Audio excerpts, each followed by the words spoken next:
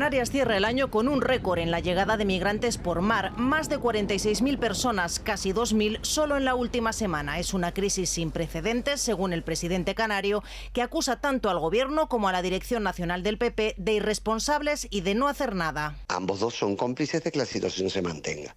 El Gobierno de España porque no actúa e interviene, que la está facultada por la Constitución, y el PP porque lo bloquea. Los socialistas le recuerdan que fue el PP, con quien gobierna en coalición, el que votó en contra de reformar la ley de extranjería para obligar a las comunidades autónomas a acoger a menores. El presidente de Canarias se sienta con su enemigo, que no es ni más ni menos que el Partido Popular, que les obligue a votar que sí al acuerdo entre PSOE y Coalición Canaria, o la alternativa es que los expulse del Gobierno de Canarias. Pero el PP dice que cree que a los socialistas no les interesa llegar a un acuerdo. Sánchez está usando el drama migratorio para intentar tumbar el Gobierno de Canarias. No tengo ninguna duda de que es así. Es lo único que pretende Pedro Sánchez. E insiste en que el reparto de menores no es una solución. Son algunos de los familiares y amigos del vendedor ambulante senegalés fallecido. Anoche se concentraban frente a esta jefatura de la Policía Local de Sevilla. Una veintena de personas acusaban a los agentes de provocar su caída al río. Causaron altercados que se saldaron con 2 agentes heridos leves y un detenido. Hubo un lanzamiento de botellas y de piedras y unos daños materiales mínimos en la mampara de seguridad.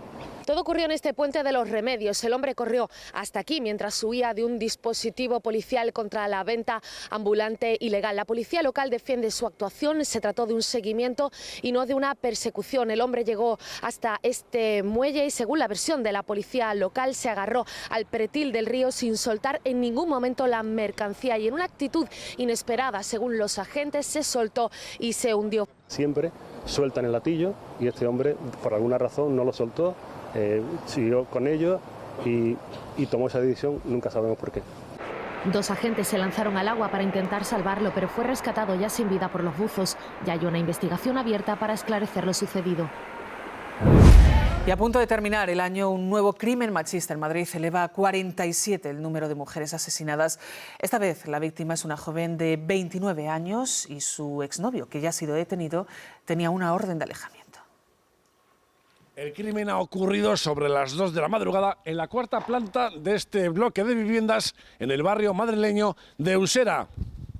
Tras el aviso de un vecino, varias dotaciones de policía y ambulancia han llegado a la vivienda y han encontrado a la mujer de 29 años con 2 cuchilladas mortales. Poco después, la policía ha detenido en las inmediaciones a su expareja, un varón de 60 años, como presunto autor del crimen, hombre que tenía activa una orden de alejamiento.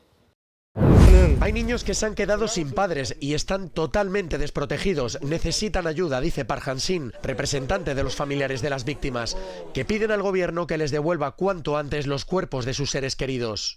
Hemos identificado los restos de 141 pasajeros y seguimos trabajando con otros 38 mediante pruebas de ADN, afirma el jefe de la aviación civil de Corea del Sur, que dice que las autoridades se plantean revisar el centenar de Boeing 737-800 que hay en el país, tras saberse que otro aparato del mismo modelo, también de Jeju Air, había regresado a Seúl tras detectar un problema en el tren de aterrizaje. El piloto de este segundo avión decidió volver para inspeccionar el aparato en el aeropuerto internacional de Gimpo, ha anunciado un responsable de la compañía. Este nuevo incidente ha provocado miedo en los aeropuertos surcoreanos. Hablé con la aerolínea para confirmar que volaba con un avión distinto al que se estrelló, dice una pasajera. El modelo bajo la lupa pertenece a la 3ª generación del 737. Es uno de los aviones más vendidos del mundo, muy habitual en aerolíneas de bajo coste y que lleva décadas volando. La principal hipótesis sobre el fallo en el tren de aterrizaje del avión siniestrado sigue siendo, de momento, el impacto con pájaros en una zona del país con grandes humedales y reservas de aves.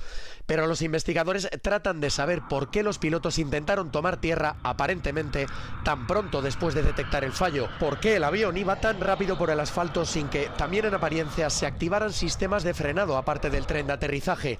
¿Y por qué había una edificación sólida con una antena en la escapatoria de la pista? Las conversaciones por un alto el fuego en Gaza no alivian el sufrimiento de las víctimas de ambos lados de la guerra. El hospital del norte de la franja Kamal Adwan está inoperativo tras el último asedio israelí. La Organización Mundial de la Salud pide el fin de los ataques a los complejos sanitarios.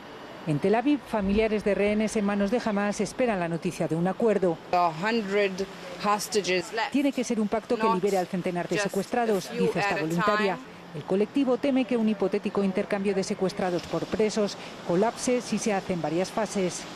Las acusaciones mutuas de entorpecer el acuerdo no han roto las conversaciones entre las partes, pero algunos medios cataríes y analistas advierten del riesgo de que no lleguen a buen puerto. La retirada del ejército israelí del sur de Gaza es una de las discusiones del debate. Quieren mantener control, pero acá hay que ser muy claros. Mientras Israel se mantenga en Gaza no va a haber absolutamente ninguna solución. La reconstrucción de Gaza pasa por la retirada israelí de toda Gaza y no solamente de ciertas partes. Pese a que Hamás afronta debilitada las conversaciones tras la eliminación del máximo responsable militar en Gaza, Yehia Sinwar, cree que Israel no debe confiarse. Un sector significativo de la población que sigue a Hamás, y es tan importante escuchar de Hamás como escuchar también de otros movimientos. El Movimiento Nacional Palestino debe buscar la fórmula para poder revitalizarse de tal modo que no solamente se reconstruya Gaza, sino que tenemos que generar una dinámica para terminar la ocupación también en Cisjordania. Mientras negocian, sigue en el aire el futuro de miles de gazatíes y el centenar de secuestrados. Del campo y la granja familiar de cacahuetes a gobernador de Georgia y a la Casa Blanca. En 1976, el demócrata Jimmy Carter ganó las elecciones con un estilo muy diferente. Es uno de nosotros, un trabajador, una persona normal, decían en la calle. Él prometía no mentir nunca. Unir y curar el país. Su papel más importante fue limpiar el cinismo y la basura colectiva después del escándalo Watergate y la guerra de Vietnam. Prometía honestidad y transparencia, destacan los historiadores. Consiguió un acuerdo de paz histórico, el de Camp David, entre Egipto e Israel, y un tratado para frenar la carrera armamentística con la Unión Soviética. Pero las crisis plagaron su presidencia. La de los rehenes en Irán, 444 días con 52 estadounidenses cautivos. Y la inflación, las colas en las gasolineras, hundieron su popularidad.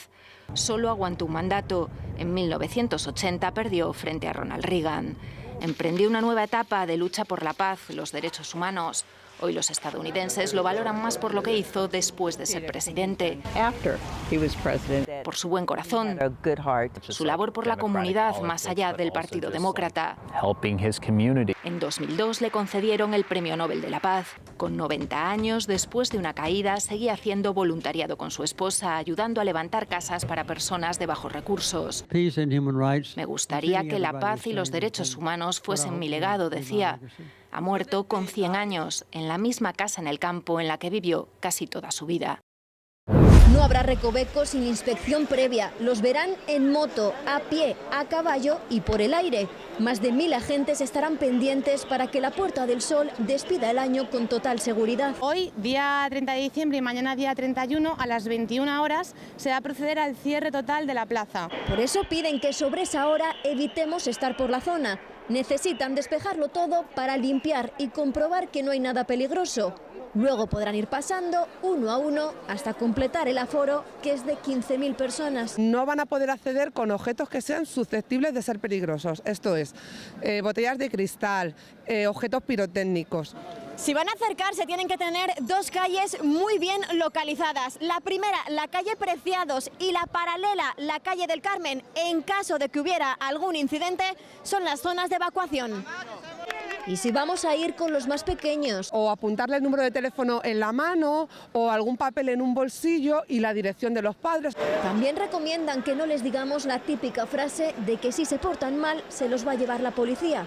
El objetivo es que sepan que si los necesitan, a su lado están seguros. Casas, negocios, coches, mobiliario urbano. ¡Madre mía, cómo van!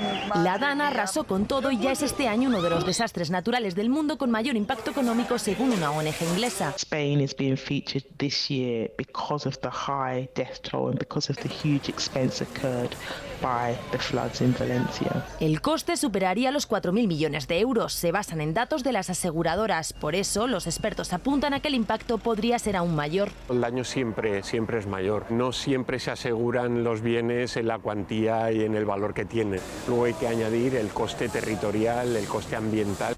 Valencia ocupa el 10º puesto en un ranking que lideran las tormentas en Estados Unidos y los huracanes Milton y Helene, fenómenos climáticos cada vez más frecuentes y más extremos.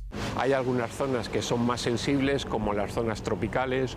En nuestras latitudes medias son los fenómenos de Dana, los fenómenos de lluvia torrencial, los que más se están notando en su incremento anual. El impacto de estos desastres además es mayor en los países con menos recursos. Where resources are already stretched and people are very vulnerable to extreme weather events. So, para evitarlo, recomiendan más concienciación climática e infraestructuras preparadas para estos desastres.